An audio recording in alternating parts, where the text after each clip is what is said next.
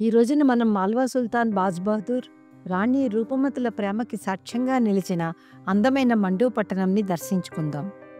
ఎంతో చారిత్రక ప్రాముఖ్యత కలిగిన మండూ పట్టణంలో ఉన్న రూపమతి పెవిలియన్, బాజ్ బహదూర్ మహల్, జహాజ్ ప్యాలెస్ వంటి ముఖ్యమైన కోటల గురించి ఈ వీడియోలో మనం తెలుసుకుందాం. మధ్యప్రదేశ్ రాష్ట్రంలోని థార్ జిల్లాలో ఉన్న మండూ పట్టణం చారిత్రాత్మకంగానే కాకుండా సముద్ర మట్టానికి 2000 అడుగుల ఎత్తులో ఉండటంతో ఒక మంచి హిల్ స్టేషన్గా కూడా ప్రసిద్ధి చెందింది. హాయ్ ఫ్రెండ్స్, మేము మీ పద్మావతి, మురళీకృష్ణ మిమ్మల్ని మా కల్చరల్ సోల్ ఇండియా యూట్యూబ్ ఛానల్కి ఆహ్వానిస్తున్నాం. మేము ఎక్కిన ట్యాక్సీ మండూ పట్టణానికి దగ్గరయ్యే కొద్దీ రోడ్డు పక్క లోయల్లో కనిపించే ప్రకృతి దృశ్యాలు మా మనసులను ఎంతగానో ఆకట్టుకున్నాయి. మండూ పట్టణం ఇంకా కొద్ది దూరం ముందనగా రహదారి మీద నీలకంఠ ఆలయం వెళ్లే దారిని సూచిస్తూ బోర్డు కనిపించటంతో అక్కడ ఆగాము.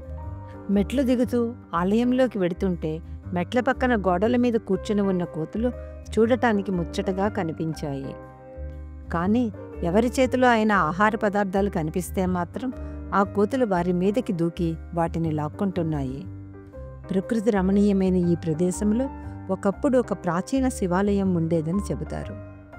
ఆ శివాలయం పేరు మీదనే ప్రస్తుతం ఈ ప్రదేశం నీలకంఠ అని పిలువబడుతోంది.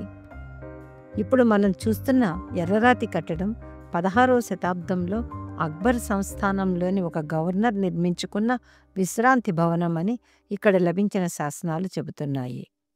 కొండ మీద నుంచి వచ్చిన వర్షపు నీరు ఒక జలపాతంలాగా భవనం యొక్క ముందు భాగంలో ఉన్న తటాకంలోకి పడేలా చేసిన ఏర్పాట్లను చూస్తుంటే ఆ రోజుల్లో ఆ భవనం ఎంత రమణీయంగా ఉండేదో మనకి తెలుస్తుంది.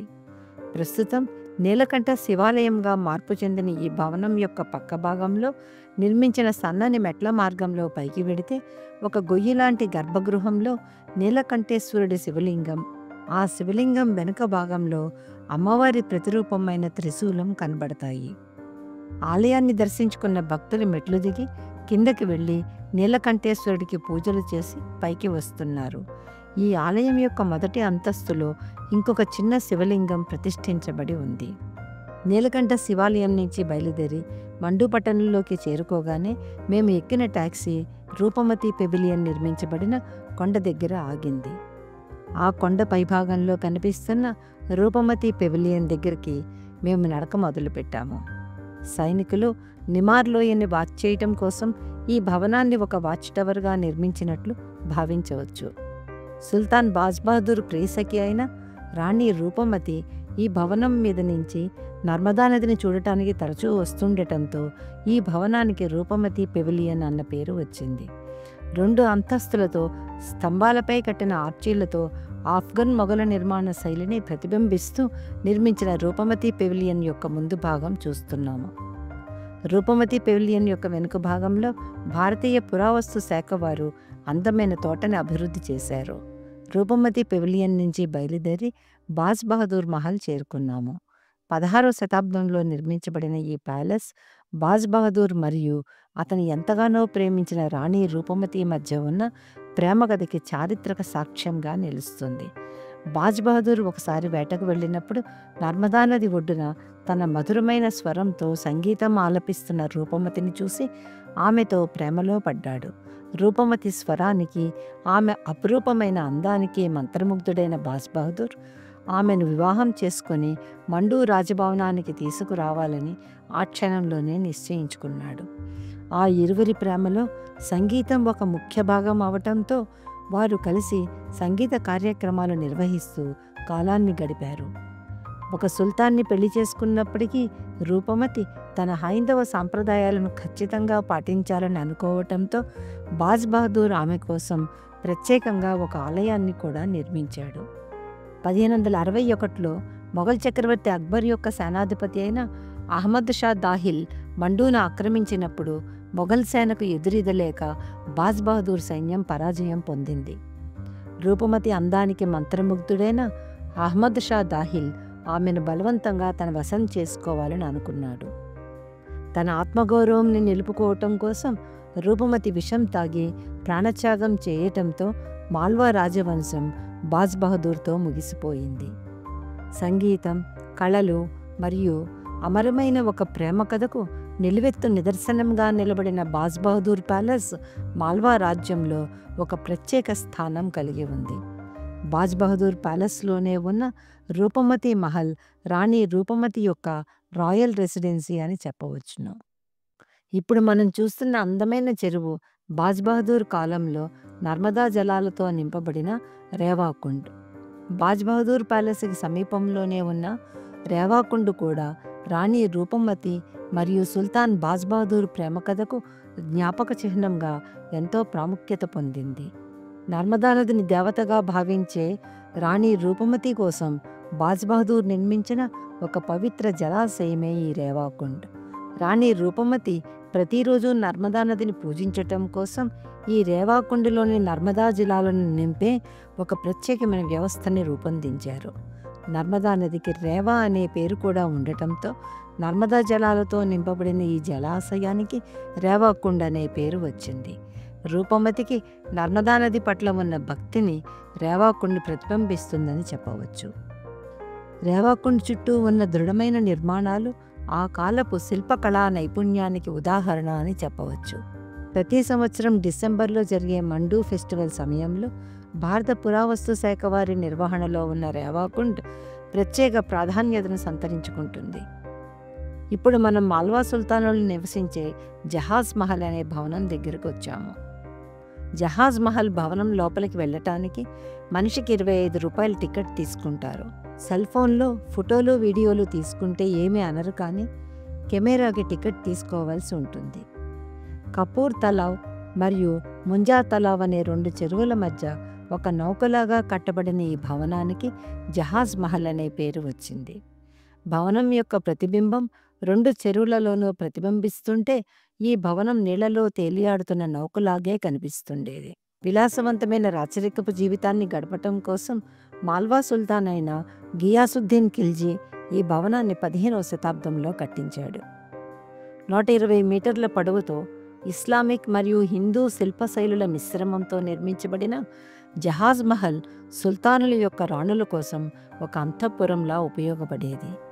రాణివాసం నివసించటానికి పెద్ద పెద్ద గదులు, దాసదాసీ జనం, సైన్యం నివసించటానికి చిన్న చిన్న గదులను నిర్మించారు. వర్షపు నీటిని నిలువ ఉంచుకోవటానికి బావులు కట్టించి పై కప్పు మీద పడ్డ వాన నీటిని ఆ బావులలోకి మళ్లించటానికి వ్యవస్థలను ఏర్పాటు చేశారు. యుద్ధ సమయంలో కోట ముట్టడికి గురి అయినప్పుడు ఈ బావులలో నిలువ ఉన్న నీటిని వాడుకునేవారు అన్నమాట. ఇప్పుడు మనం సుల్తాన్ రాణులు నివసించిన రాయల్ ప్యాలెస్ దగ్గరికి వచ్చాము. ఇక్కడ ఉన్న భవనాలన్నీ కూలిపోయి ఉండటంతో అక్కడ మిగిలి ఉన్న శిథిలాల యొక్క ఆకారం బట్టి రాయల్ ప్యాలెస్ అయి ఉంటుందని చరిత్రకారులు నిర్ణయించారు. ఈ శిథిలాలలోనే చంపాబావి, హమాం అని పిలువబడే రాయల్ హాట్ బాత్ కూడా ఉన్నాయి. ఇప్పుడు మనం చూస్తున్న బావిని చంపాబావి అని అంటారు. ఈ బావిలోని నీరు చెంపక పువ్వుల సువాసన కలిగి రాణివాసం స్త్రీల స్నానాలకు ఉపయోగపడేదని గైడ్ చెప్పాడు. ఇప్పుడు మనం చూస్తున్న ఈ శిథిల భవనంలోనే హమాం ఉండేది. హమాం అంటే రాయల్ హాట్ బాత్ అని అర్థం. ఈ భవనం యొక్క పైకప్పులో చంద్రుడు నక్షత్రాల ఆకారంలో చిల్లులు పెట్టడం వల్ల లోపలికి వెలుతురు వస్తుండేది. అలా వచ్చే కొద్దిపాటి వెలుతురులో రాజవంశీకులు వేడినీటిలో స్నానం చేస్తూ ఆకాశంలో చంద్రుడిని, నక్షత్రాలను చూస్తూ స్నానం చేస్తున్న అనుభూతి పొందేవారు.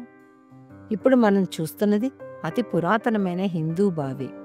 జహాజ్ మహల్కి ఒక పక్కన ఉన్న కపూర్ తలావ్ని పురావస్తు శాఖ వారు అందంగా అభివృద్ధి చేశారు. రెండో పక్క ఉన్న ముంజా తలావ్ నీరు లేక ఎండిపోయి నిర్లక్ష్యానికి గురి అయ్యింది.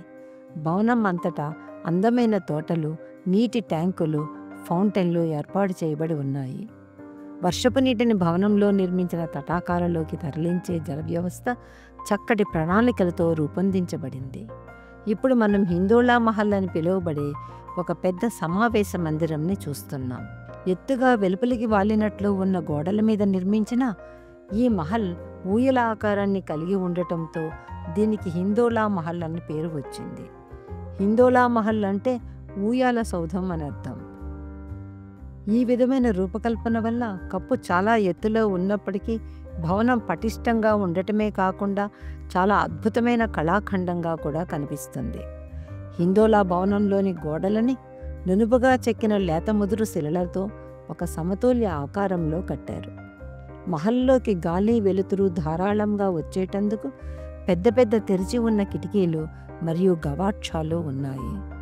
గోడల పైభాగంలో నక్షత్రాకారపు అలంకరణలు మరియు శిల్పాలు చెక్కబడి ఉన్నాయి.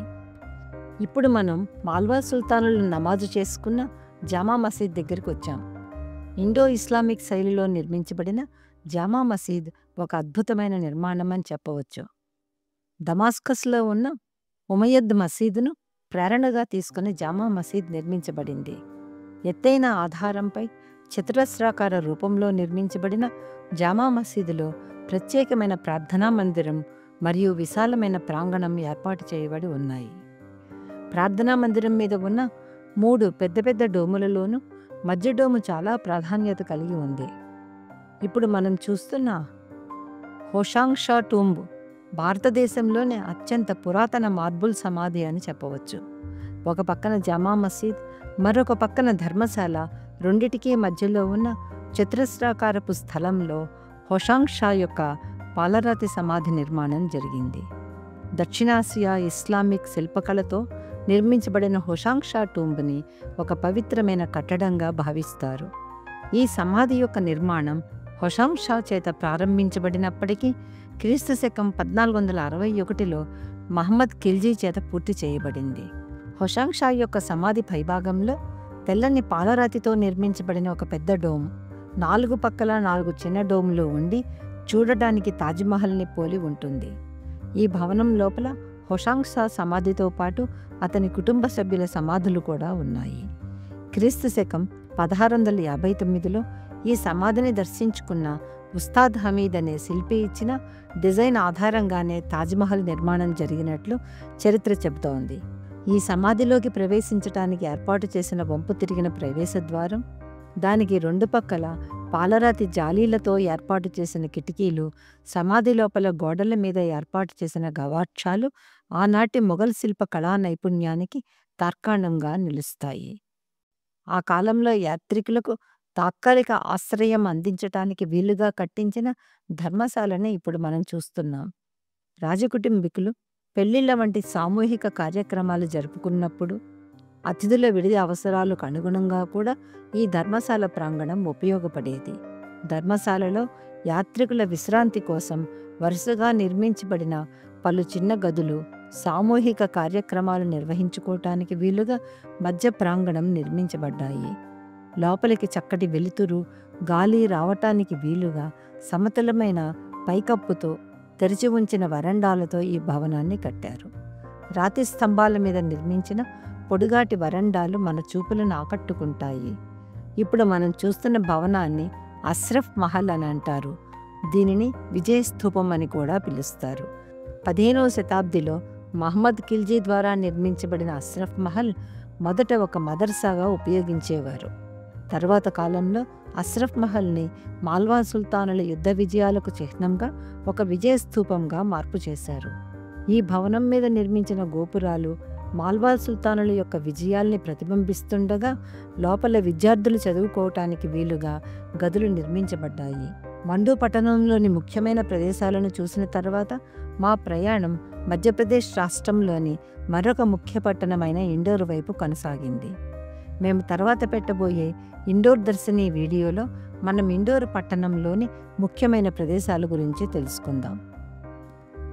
మేము దర్శించిన ప్రముఖ పుణ్యక్షేత్రాల యొక్క ఆధ్యాత్మిక మరియు చారిత్రాత్మక విశేషాలను వివరిస్తూ మా కల్చరల్ సోల్ ఇండియా యూట్యూబ్ ఛానల్లో పోస్ట్ చేసిన వీడియోలను చూసి మీ అభిప్రాయం కామెంట్స్ రూపంలో తెలియచేసి మా ఛానల్ను తప్పక సబ్స్క్రైబ్ చేయండి.